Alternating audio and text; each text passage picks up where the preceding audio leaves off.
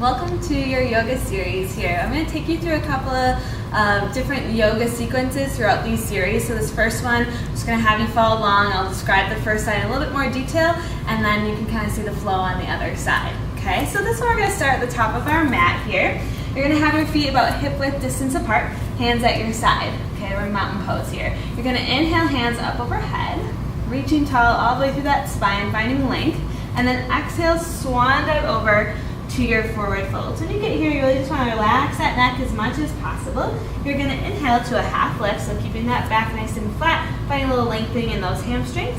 Exhale, forward fold. You're going to step your feet together. We're going to warm up our thighs here by finding our chair pose.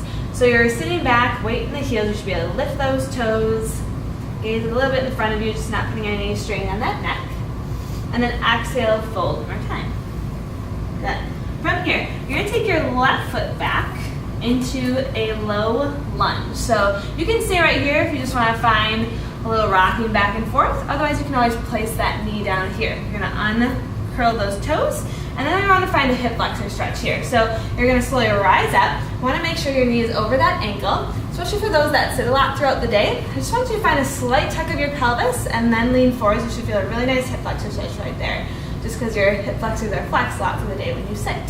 So here, and then you're going to take those hands up overhead, find that nice tall spine, roll the shoulders down the back so that the shoulders are away from the ears. Inhale, and then exhale, bring the hands down to frame that foot. Tuck the back toe, and then shift that weight back to pick up that front foot. So now you're getting the hamstring stretch here.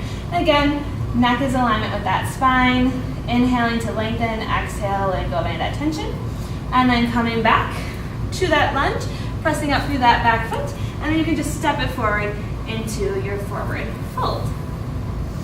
And then you reverse swan dive, up and over, and we'll do it on the other side. I'll just demonstrate this one here so you can follow along. Inhale, hands up. Exhale. Inhale, lengthen. Exhale, fold. Your chair pose, one more time here. Hands can also come to heart center as well. Exhale, fold. And then taking that right foot back. This time in that lunge. Staying lifted here for a moment if you'd like. Dropping the back foot. Again, just find a slight tuck. Hands up. Exhale. Tuck the toe. Step it back. Hamstring stretch.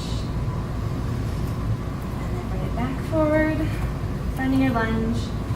And then stepping it together in that forward fold. Just adding a little bit here at the end, maybe taking your feet a little bit wider, finding opposite elbows here, side to side, right down. Just getting a little extra more for those hamstrings. And then taking those hands back behind the back, and release the fingers, find your chest expansion.